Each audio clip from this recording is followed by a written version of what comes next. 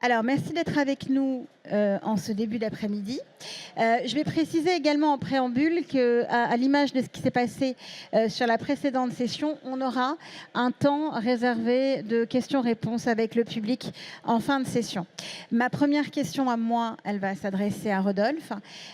Vous pilotez chez Thales en tant que CDO une transformation numérique d'envergure. Pourquoi cette transformation a été nécessaire? Quel est son objectif? Oui, donc bonjour. Donc moi je suis le cas d'usage. Donc effectivement, chez Thales, on a lancé un programme de transformation assez majeur, je dirais même très majeur, qui vise à répondre à trois conditions, trois triggers, on va dire, qui ont constitué la base du lancement de ce projet. Le premier, c'est que on est face à un ramp-up, à un besoin de ramp-up et de performance opérationnelle sur certains de nos produits qui est évident. Je pense qu'on le lit à peu près tous les jours dans les journaux. Et pour Thales, cela se traduit par des volumes à produire qui n'ont jamais été rencontrés précédemment. Et donc on doit passer 1, 2, 3 échelons de performance opérationnelle pour produire les volumes, produire dans les temps, produire en qualité et évidemment savoir satisfaire proposer les réponses que nos clients attendent vis-à-vis des contrats qu'ils ont signés. Sachant que nous sommes une entreprise typique de l'aerospace and defense, et à ce titre, on est essentiellement en engineering to order, c'est-à-dire qu'on conçoit nos produits ou on assemble nos produits sur la base de spécifications clients un peu particulières. On n'est pas sur des produits sur étagère qui adressent des marchés avec une approche marketing. Donc ça, c'est le premier trigger. Le second, c'est l'obsolescence. Donc Thales est constitué d'un certain nombre de business lines. Chacune de ces business lines aujourd'hui ou presque a son propre ERP. La plupart exploitent la version antérieure de SAP ECC. Cette version de SAP est amenée à être obsolète dans les années qui viennent. Et donc on a un besoin de changement technologique qui constitue également une opportunité intéressante pour nous. Et le troisième point, il est plus socio-dynamique, j'ai envie de dire, c'est que quand on fait des enquêtes de survey, des surveys d'engagement de nos salariés, on s'aperçoit que parmi les trois éléments majeurs qui ressortent comme étant aujourd'hui un frein à l'engagement, un frein à la performance, on voit nos processus qui sont soit trop complexes, pas assez lean, pas assez harmonisés entre notre GBU et nos business lines. Nos outils, donc la façon dont on outille ces processus qui eux-mêmes ne sont pas en termes d'UX ou en termes surtout de continuité digitale là où ils devraient être. Et donc ce sont des freins à l'engagement, à la performance et à l'efficacité. Et nos salariés nous demandent de traiter sur ces sujets-là pour aller chercher plus d'engagement et plus de performance. Donc ça, ce sont les trois raisons. Et puis, le projet repose, c'est pas évidemment pas la seule dimension, mais il repose sur une dimension technologique et numérique absolument fondamentale. Il y a d'autres conditions qui doivent être apportées, mais c'est quand même une condition nécessaire qu'on essaye de prendre en compte dans le projet. Alors, dans cette transformation, il y a les systèmes d'information, il y a aussi les choix des infrastructures qui les soutiennent. C'est tout l'objet de cette table ronde. Vous avez fait le choix, ce qui est un choix assez fort, du cloud souverain. Pourquoi? C'est quelque chose qui a déjà été beaucoup discuté sur nos tables rondes depuis 2 jours. Alors, il y a deux questions dans la question, cloud et souverain. La première, déjà, c'est le cloud. Alors, c'est peut-être évident pour tous les gens qui sont là, mais n'empêche que faire le choix d'un cloud et dans quelles conditions on fait le choix d'aller vers le cloud, c'est pas si trivial que ça, en réalité. D'abord, le cloud, évidemment, c'est de la performance, c'est les capacités de cloud computing, c'est les redondances, les disaster recovery, etc. Donc, je pense que Cyprien en parlera 100 fois mieux que moi. C'est également aller vers les roadmaps les plus dynamiques au niveau des produits des éditeurs. Donc aujourd'hui, l'éditeur, pour les mêmes raisons, se concentre sur le cloud et ce sont là où les roadmaps sont dynamiques. Et donc pour des entreprises qui viennent du on-premises, il y a un choix qui est d'aller vers ces capacités-là. Et puis évidemment, les capacités qu'on va retrouver sur les hyperscalers, d'aller chercher de la data, de la capacité de data, de l'analytique, de l'IA, etc. Ça a des conséquences sur un projet comme le nôtre. Comme je le disais, on migre un certain nombre de RP, 2 digits, vers une solution harmonisée. Et là, il y a 2 chemins qui sont possibles. Soit je fais ce qu'on appelle du brownfield, c'est-à-dire je reproduis finalement ce que j'avais dans mes anciens systèmes avec toutes les customisations particulières que ça pouvait avoir dans la nouvelle direction. Soit je fais du greenfield, c'est-à-dire que je pense solution d'avenir, je pense target, processes, sans nécessairement m'inspirer du Aziz, mais en travaillant sur de l'harmonisation et en emmenant les entités et les business à travailler sur une solution cible basée sur des besoins, mais pas basée sur des solutions technologiques existantes. Et donc ça, c'est le choix que nous, on a fait, d'aller vers de la standardisation et donc d'aller vers du SaaS. Ça a des conséquences extrêmement fortes en termes de gouvernance et en termes de culture d'entreprise. Et d'ailleurs, nos GBU, jusqu'à maintenant, jouent parfaitement le jeu. C'est de réussir à s'abstraire de ce qu'elles font aujourd'hui et de se mettre dans une cible. Bon, le COMEX de Thales veille à ce qu'elle soit dans le bon esprit, mais c'est quand même le cas. Donc ça, c'est... Et donc on le détaillera peut-être après. Donc c'est déjà l'option qu'on prend avec SAP grâce au partenariat qui a été signé. Et puis nous, SAP nous sert de locomotive parce que derrière, on a tout un écosystème applicatif sur notre PLM, sur notre CRM, sur nos systèmes de gestion de projet et de portefeuille, sur nos systèmes de gestion de services, et j'en passe, ou le MES, le système d'exécution du manufacturing, qu'on souhaite amener dans le cloud en adoptant des solutions standards, donc dites en fit to standard, pour éviter la customisation, pour suivre les roadmaps des éditeurs.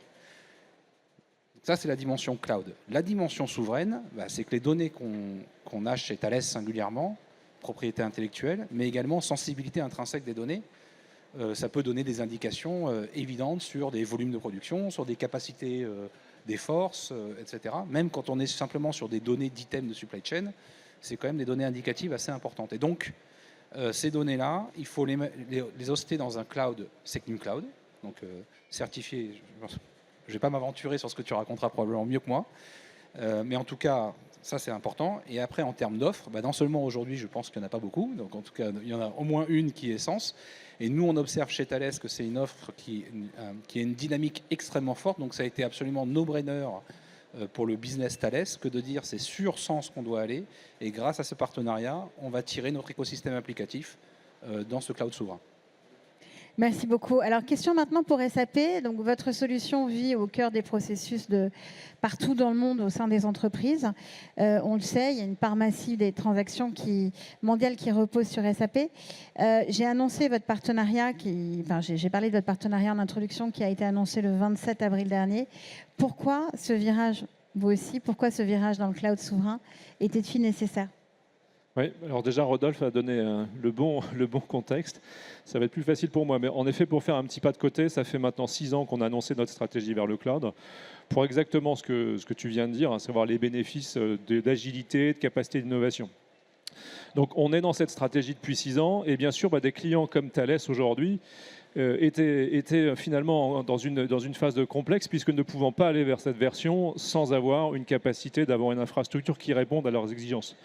Donc on avait cet impératif de comment on accompagne ce type de client. Le deuxième élément, le contexte géopolitique. Voilà, vous connaissez dans le contexte. Je pense que vous avez vu également il y a quelques week-ends la capacité des États-Unis à finalement arrêter la diffusion d'une technologie très rapidement. Donc ce contexte, il nous oblige aussi à réagir. Troisième point, la réglementation. Donc on voit bien renforcement du cadre réglementaire, RGPD, DORA, AI Act, etc. Et finalement, aussi derrière, la vague IA qui arrive depuis maintenant 18 mois et qui s'accélère et qui nous donne un impératif de pouvoir bénéficier de la puissance du cloud pour aujourd'hui bénéficier de ces technologies. Donc on est dans cet environnement-là, finalement, obligé de se poser cette question de la souveraineté. Alors certains clients appellent ça aussi de l'autonomie. Donc on a décidé de mettre la souveraineté comme une priorité stratégique chez SAP pour pouvoir accompagner les clients non seulement des secteurs régulés, mais d'autres industries. On a annoncé un plan d'investissement de 20 milliards en fin d'année dernière pour accompagner ce mouvement, qui n'est pas uniquement d'ailleurs un mouvement européen. On a cette stratégie de souveraineté, on l'a en Australie, on l'a même aux États-Unis. On a investi il y a maintenant quelques années dans une société indépendante aux États-Unis pour servir les secteurs les plus critiques américains. Donc on était dans cette situation où on cherchait un partenaire en France pour accompagner nos clients. Et donc, question suivante légitime, pourquoi Sens ? Pourquoi ce choix ? Pourquoi Sens ? Parce que, premièrement, en étant extrêmement pragmatique, l'histoire Sens, c'est ce que tu me disais tout à l'heure, ça a démarré il y a 5 ans. Et en termes de maturité d'offres sur le marché, Sens avait déjà la certification Secnum Cloud, donc finalement une capacité de pouvoir répondre aux demandes de nos clients le plus rapidement possible. Deuxièmement, derrière une entreprise qui s'appelle Thales, présent dans la cybersécurité, dans la défense, donc offrant aussi une garantie globalement sur le marché. Et puis aussi un troisième élément qui est assez structurant aussi, c'est un actionnaire et un client qui s'appelle Thales. Donc on a finalement la capacité d'accélérer 2 fois plus vite. On a cette infrastructure présente et on a un client. Donc on est engagé aujourd'hui dans cette histoire tous les trois avec des jalons assez rapides. Alors, depuis le début de ce panel, on parle beaucoup de pourquoi Sens, mais on ne parle pas assez de Sens. Donc, la question revient à Cyprien. Est-ce que vous pouvez nous raconter, en fait, Sens et son périmètre ? Bonjour à tous.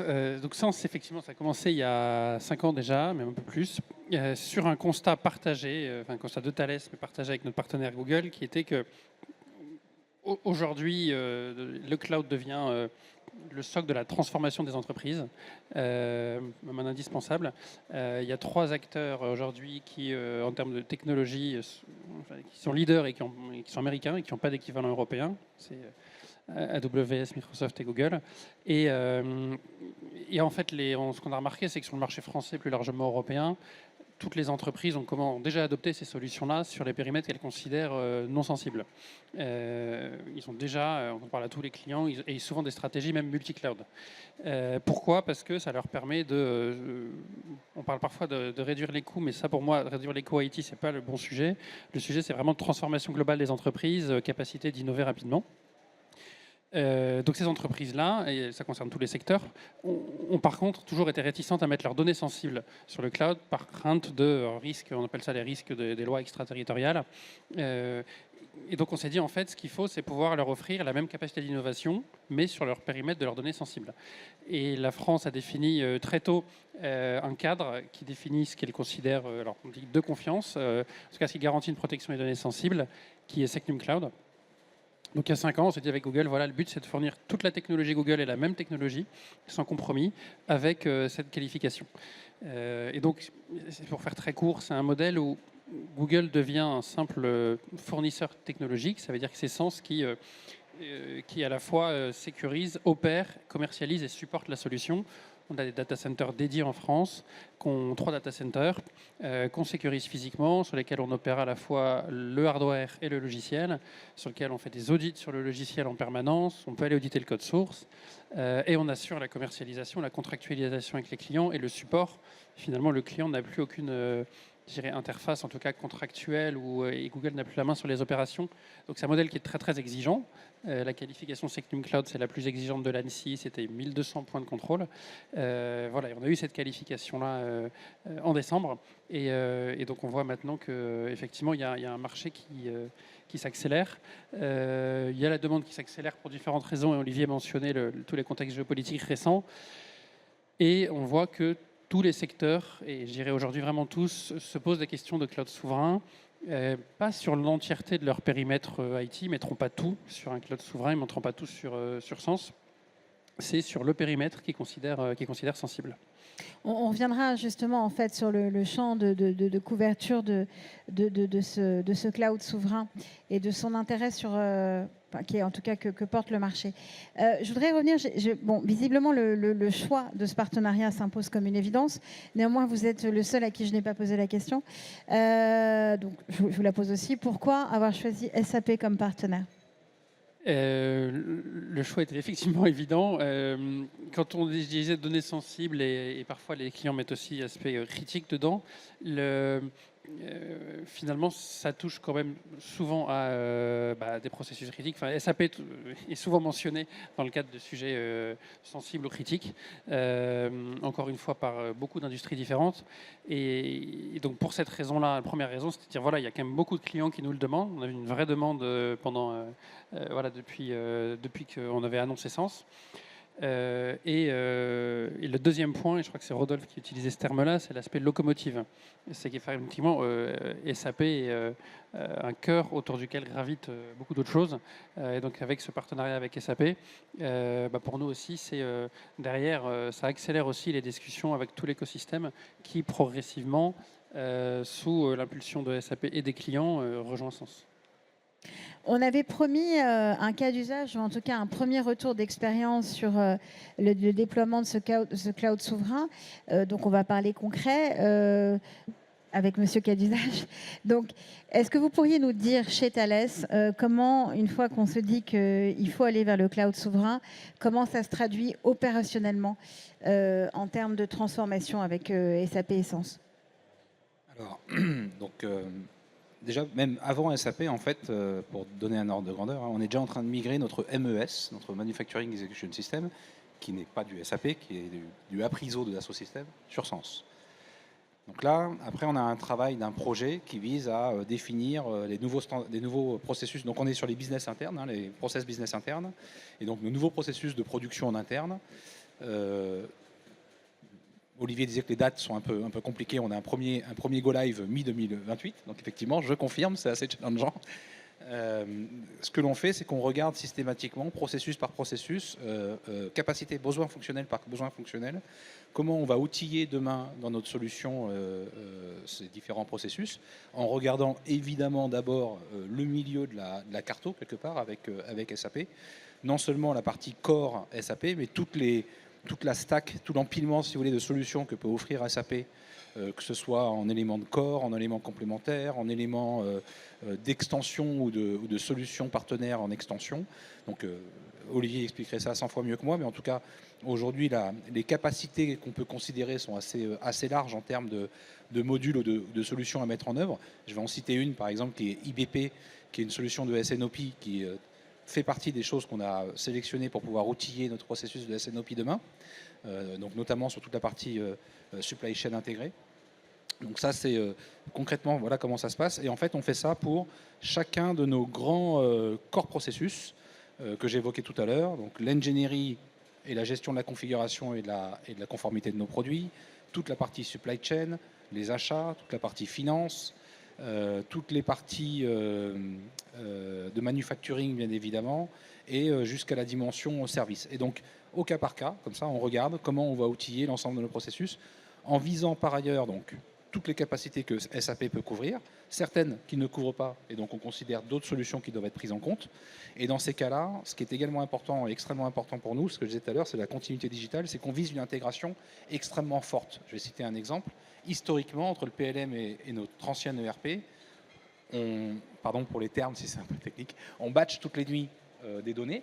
Et donc là, ça présente plein de limitations au-delà même des objets que l'on partage. Et donc là, on est en train d'enrichir très fortement les objets que l'on partage, mais également le type d'intégration que l'on fait en visant des intégrations temps réel, en tout cas événementielles. Et ça aussi, les solutions cloud sont absolument nécessaires pour pouvoir atteindre ce genre de choses. Quels ont été, au fur et à mesure de ce déploiement, les enjeux, les contraintes, les choix qui sont imposés? Alors les enjeux, peut-être commencer par les enjeux. Je vais utiliser un exemple qui n'est pas Thales pour les enjeux. Si je vous demande quelle est la voiture la plus vendue de tous les temps? La nature. La voiture. Ah, pardon. Je n'ai pas mon permis. C'est la Toyota Corolla. Personne Ok. ne le sait. Pourquoi personne ne le sait? Parce que quand on pense Toyota, on ne pense pas Toyota Corolla. On pense Lean Management, Oui. Toyota Production System, performance du système. Ça, c'est incroyable parce qu'ils ont construit un avantage compétitif, si vous voulez, qui est complètement dément, qui est basé sur leur business process interne et leur capacité à être dans l'amélioration continue. A contrario, aujourd'hui, Thales, on est hyper fort sur nos produits. Je pense qu'on fait des produits absolument incroyables. Et donc, on est très fiers, tous les Thalésiens, de qu'est-ce qu'on fabrique. Mais le comment on fabrique, on va dire qu'on a quelques marges de progression. Et donc, l'enjeu du projet, en fait, c'est de réussir à devenir également une référence dans le domaine de l'aerospace and defense sur le comment on fabrique. Et donc, ça, c'est le premier enjeu. Ça signifie quoi? Donc, au-delà de tout ce que j'ai déjà dit, on travaille sur des cibles, etc., etc. C'est qu'on est par ailleurs piloté sur la valeur. Donc, quel que soit le choix que l'on fait, j'évoquais IBP, SNOP, IBP, continuité digitale, valeur en productivité, valeur en expectation par ailleurs sur les bits, qui par ailleurs sont des attentes du marché, donc que le marché attend de la part de Thales, donc le marché attend de la part de Thales qu'il fasse des progrès en termes des bits, et donc nous, l'équipe projet, avons pour responsabilité de délivrer cette valeur, au moins du point de vue des processus internes de nos sujets. Donc j'ai envie de dire que grâce à le partenariat qu'on vient de dire avec SAP et le rôle de locomotive que j'évoquais, les choix que l'on fait pour répondre à ces enjeux, on a déjà levé un premier élément de contrainte. Alors après, les contraintes, c'est les dates de disponibilité. Ça, c'est un autre sujet. Mais en tout cas, c'est une contrainte forte. Mais après, les choix que l'on fait sont dictés par les grands éléments de design que je viens d'évoquer. Et grâce à ce partenariat, vraiment, on arrive à travailler avec PTC, qui est notre éditeur de PLM, travailler avec tel ou tel autre éditeur pour mettre à niveau tout notre environnement digital, quoi, et atteindre nos objectifs de continuité digitale qui eux-mêmes nous permettent derrière de faire de l'analytique, enfin, de préparer les fondamentaux de l'analytique, de l'IA, de l'agentique, de tout ce que l'on veut. Mais voilà. Et donc, les choix sont dictés par ce niveau de performance à atteindre, la valeur qu'on doit délivrer et préparer l'avenir de manière extrêmement durable et en faire un avantage compétitif pour une entreprise comme Thales. Merci beaucoup. Alors, on le voit, la souveraineté, donc c'est la valeur ajoutée du projet de manière fondamentale. Cyprien, vous aviez dit tout à l'heure, vous avez évoqué un intérêt croissant du marché, tout secteur confondu. Alors, on a envie de poser la question différemment. Est-ce que le cloud souverain s'impose finalement pour tout ce qui n'est pas défense, enfin secteur régulé comme la défense, l'administration, la finance ou la santé? Je vais plutôt poser la question à Olivier.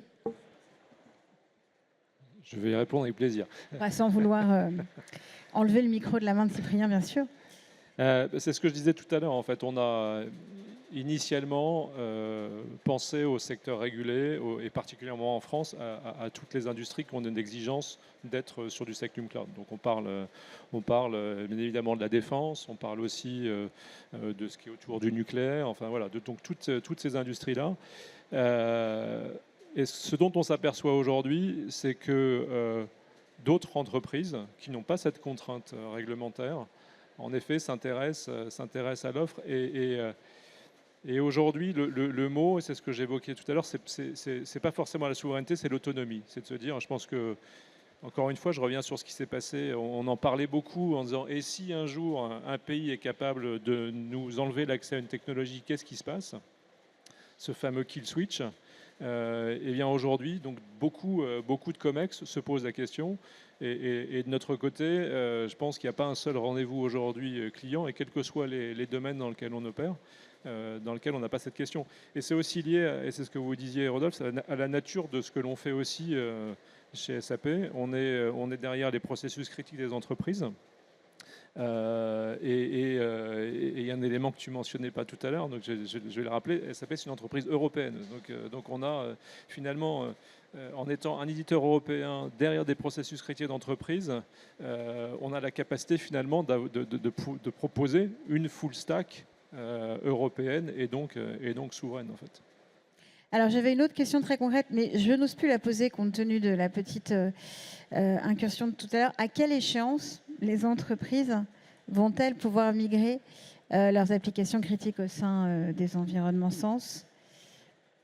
Oui, alors, toute petite parenthèse, parce que je réalise que j'ai oublié de le mentionner tout à l'heure. Sens, c'est une filiale de Thales qui est entièrement je dirais, consolidée, entièrement contrôlée par Thales. Ça, c'est un point important. Et c'était peut-être pas clair pour tout le monde, j'ai oublié de le mentionner. Donc, dans le modèle global, je dirais, de souveraineté et de protection, c'est un point qui est extrêmement important. Hein, le point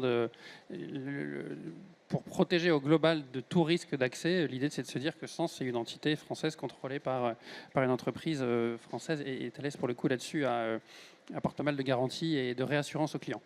Voilà, je ferme la parenthèse. Donc, à partir de quand, en fait, Sens déjà, je laisserai Olivier répondre juste après sur le calendrier de SAP sur Sens. Sens aujourd'hui est déjà en disponibilité générale, on a déjà la qualification, et il y a déjà des entreprises qui font tourner leurs données critiques.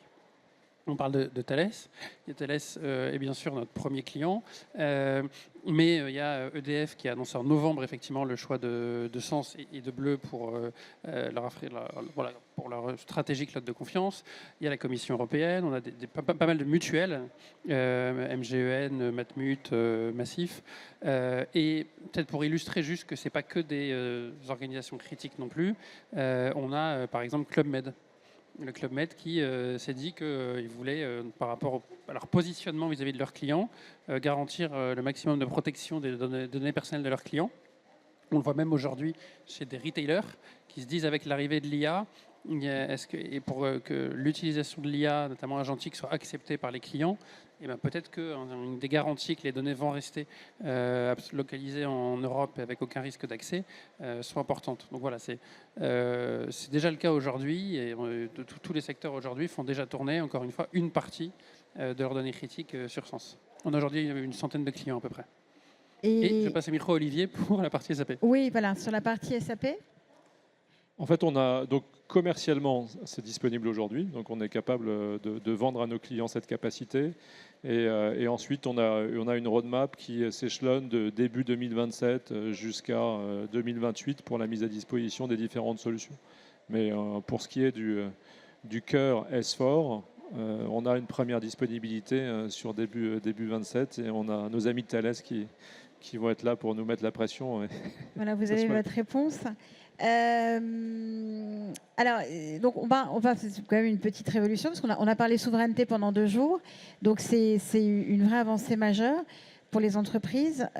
Si on projette Sens à 3-5 ans, qu'est-ce qui va encore évoluer? À quoi ça va ressembler? Comment va encore évoluer ce partenariat et le fruit de ce partenariat? Est-ce qu'il va y avoir de nouvelles évolutions, nouvelles capacités? Cyprien. Merci Olivier. Alors, sur l'évolution, je dirais, de Sens de manière générale, et puis après sur spécifiquement avec SAP, si je me réfère pas juste à mon point de vue, mais à des points de vue d'analyste, Gartner, IDC par exemple, projette qu'aujourd'hui, il y a jusqu'à récemment, l'année dernière, il y avait 5% des entreprises qui se préoccupaient vraiment de la localisation, de la protection de leurs données en Europe.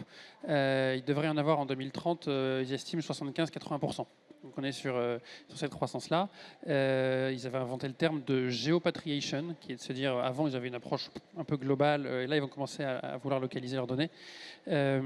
Et donc voilà, d'ici là, on a encore, nous, on est en train d'ajouter pas mal de services pour être équivalent à Google Cloud. D'ici à 3-5 ans, on aura cette équivalence-là en termes de services.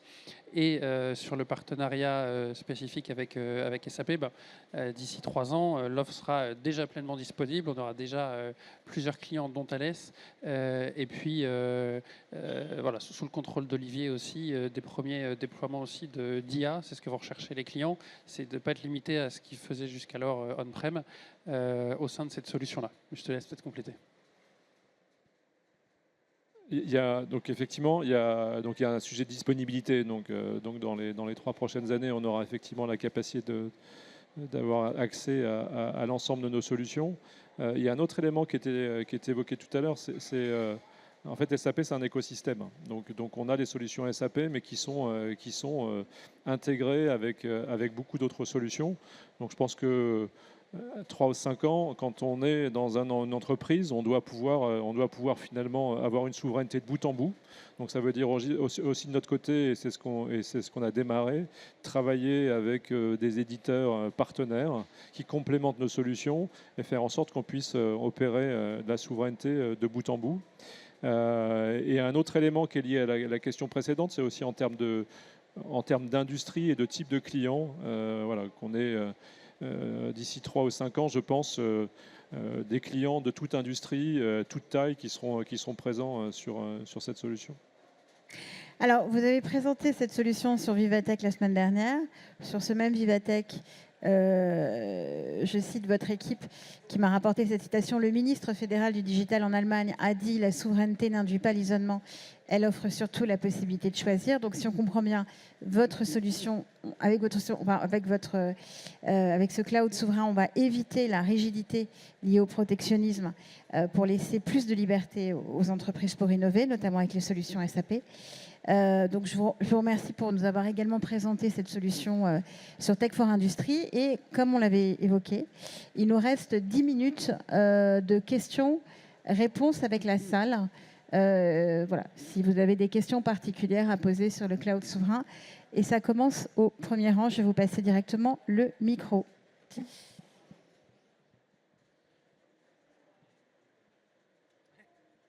Bonjour à tous. L'alliance entre Thales SAP et S3NS dessine-t-elle le nouveau modèle d'industrie de confiance capable de déployer l'IA à l'échelle tout en garantissant la maîtrise des données? Deuxième question. La prochaine révolution industrielle sera-t-elle portée moins par la puissance de l'IA que par les confiances accordées aux infrastructures qui émergent? Le dernier point, c'est l'infrastructure, pardon. Qui émergent.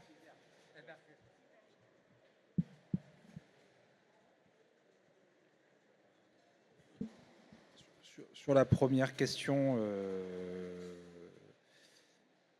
oui, enfin, je pense qu'effectivement, on est en train de dessiner un modèle, en tout cas, qui permet d'outiller de manière assez performante, pour toutes les raisons qu'on a déjà évoquées, je pense, durant toute l'intervention, des industries sensibles, mais pas que, puisqu'encore une fois, on voit que le niveau de sensibilité va dépendre d'où on met le curseur, parfois y compris au niveau de la propriété intellectuelle de certaines formulations chimiques ou autres. Donc je pense qu'effectivement, on assiste à un mouvement, et nous on est assez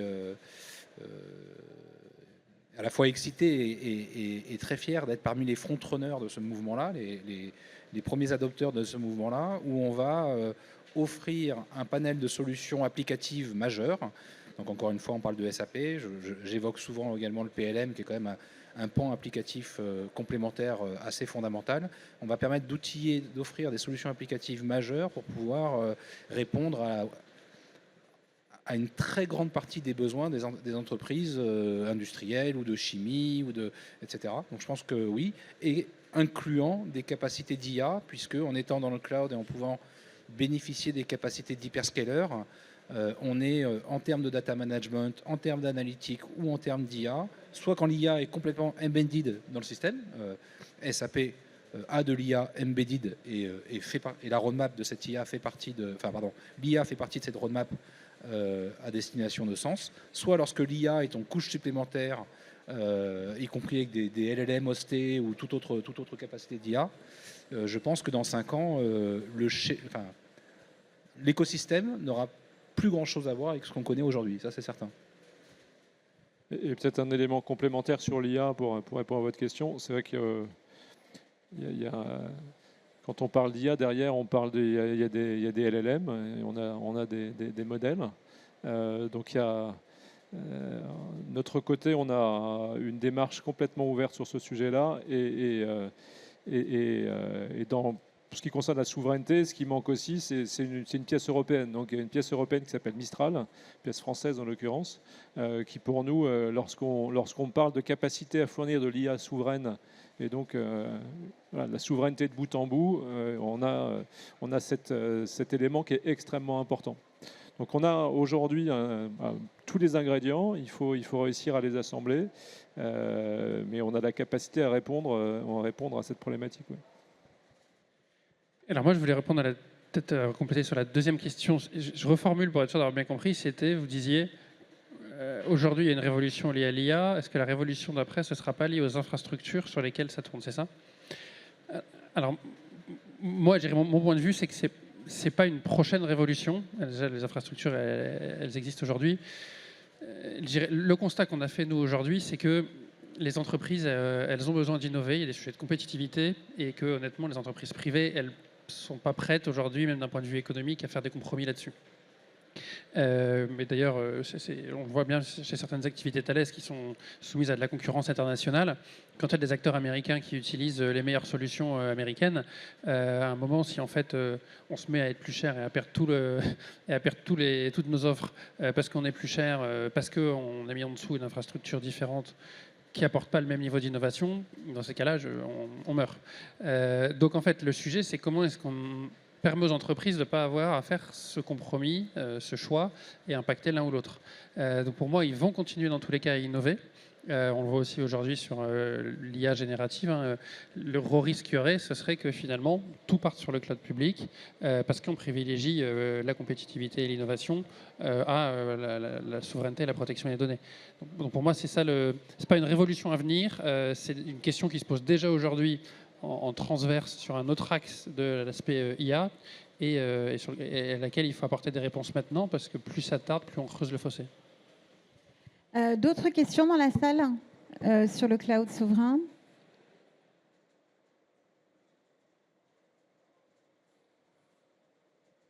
Non? Si?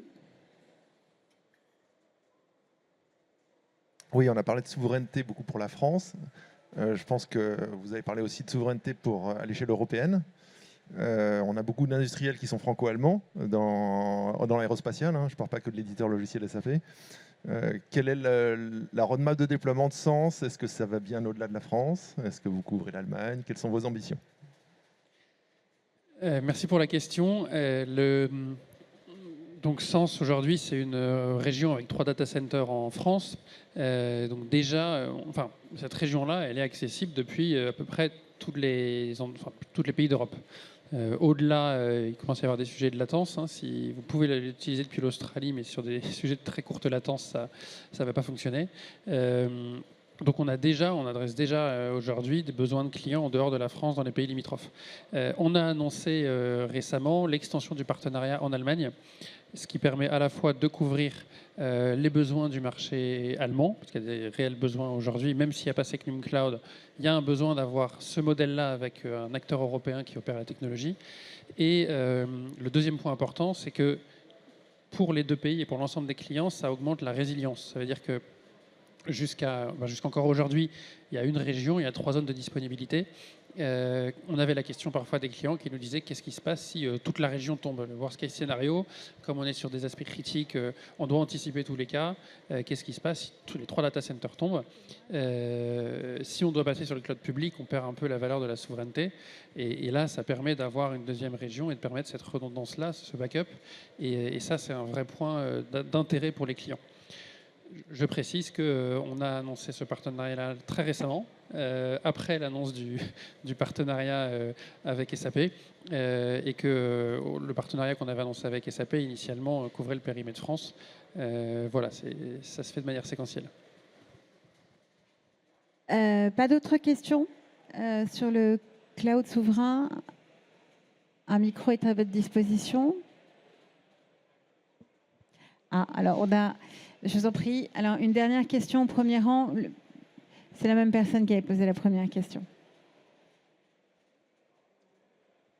L'industrie de confiance portée par Thales, SAP et S3NS permet-elle de libérer le potentiel de l'IA et du 4.0 tout en garantissant les souverainetés des données et la conscience des acteurs?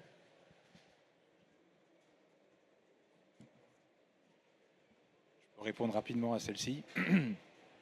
Donc là, pour le coup, SAP aussi offre des solutions, si tu veux complémenter après, Olivier, tu peux complémenter, mais disons que dans l'offre GCP, donc dans le principe, le modèle de Sens, c'est de pouvoir porter les services managés de GCP dans l'infrastructure Sens et de les opérer en autonomie. Dans l'offre GCP, auquel on aura dans la roadmap donc de l'implémentation de ces services-là au niveau de Sens, on a tout un framework de gestion des données industrielles, type IoT, données de machines, donc des données qui sont plutôt aujourd'hui dans des réseaux industriels un peu spécifiques, là aussi qui sont séparés des réseaux d'entreprises pour des raisons de cybersécurité, de protection, etc.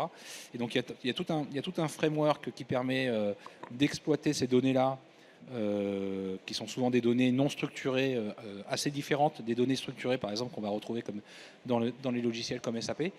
Et effectivement, grâce à des capacités par ailleurs de sémantique ou d'ontologie que j'évoquais tout à l'heure, on est capable de traiter l'intégralité de ces données-là, y compris celles donc, de l'industrie 4.0, avec donc toutes ces données qu'on capture au fur et à mesure des processus pour pouvoir faire de la maintenance prédictive, tout ce que vous voulez, de la réorganisation de production.